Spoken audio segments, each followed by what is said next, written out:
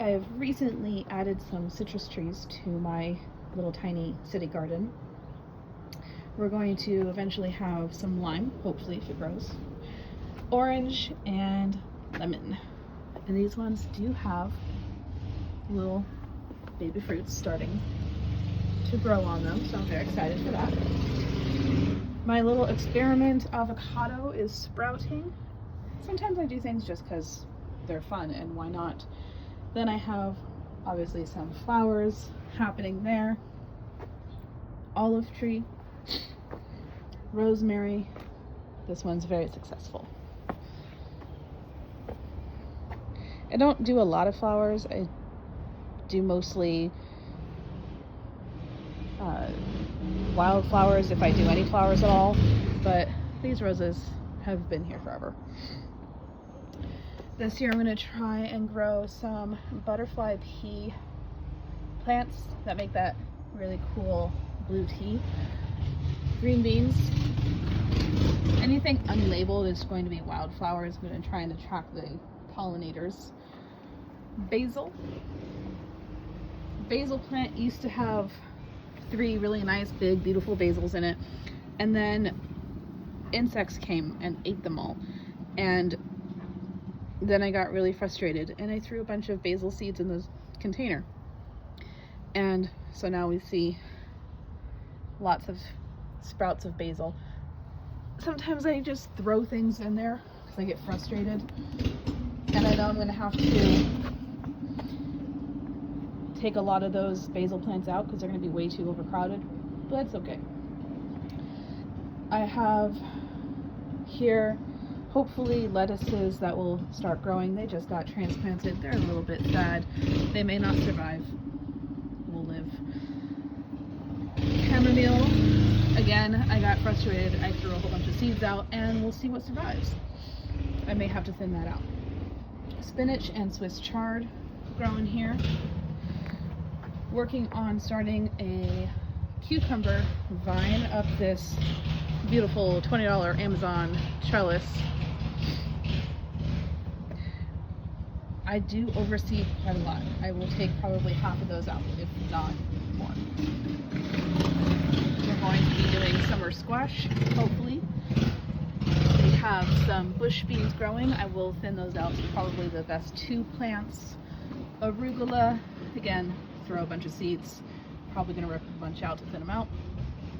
Garbanzo beans. We're going to try and grow some garbanzos.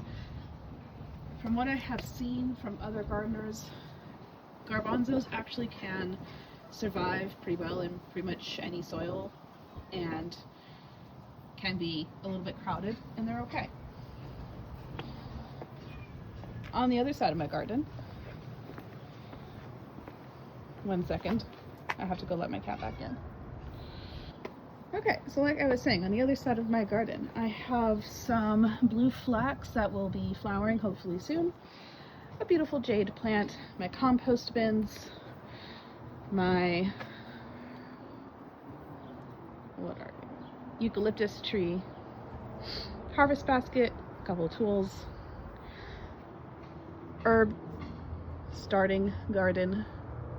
We'll eventually transplant these basils into the other giant basil container and get some bigger containers for all of these other herbs. Here we have multiple tomatoes, some wildflower containers. This one, not labeled, will be peas coming up shortly. Fig tree, snake plant. A few tomatoes will show some pruning of the suckers on there in a couple of videos from now. Radishes grow really well in my little container garden, so we're doing more of those. Beets have done very well in the past. We're doing more of those. Yes, I will thin them out as needed. This is a leftover tomato plant that I had intended to take down over winter and forgot about it. We're gonna get some more strawberries going. We're gonna get some peppers hopefully soon. They don't look too great right now. Have faith.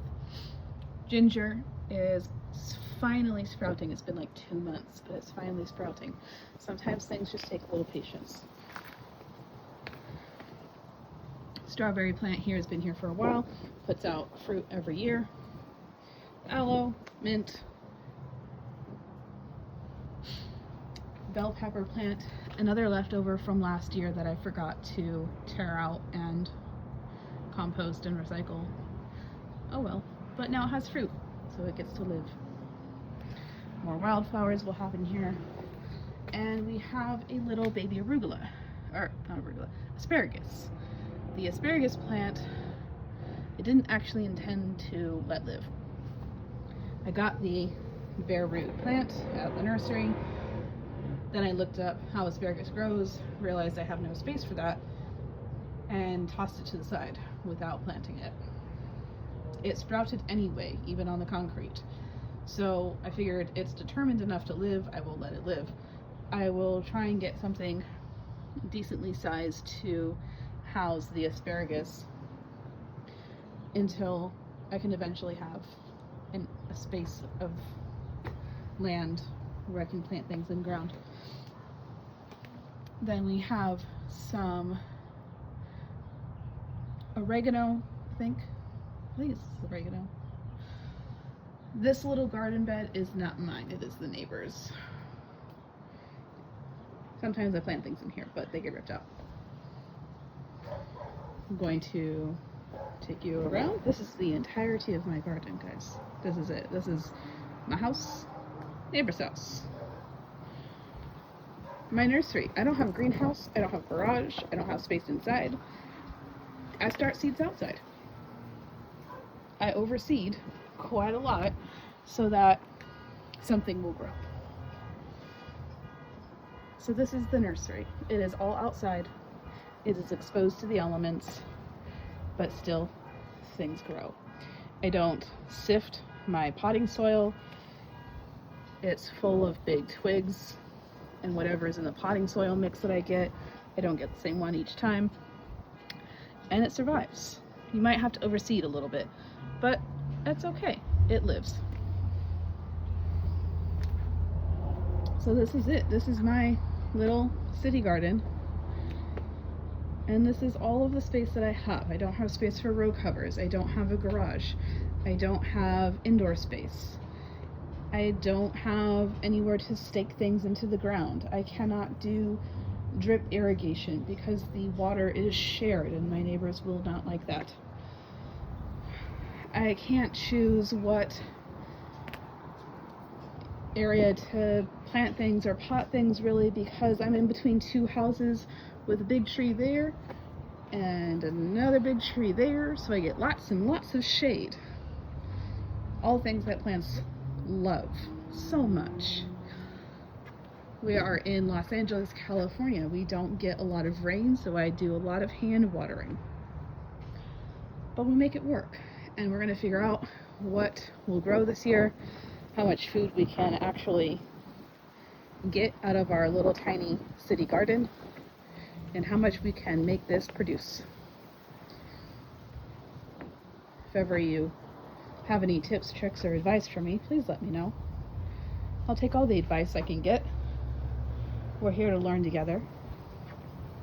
See you next time.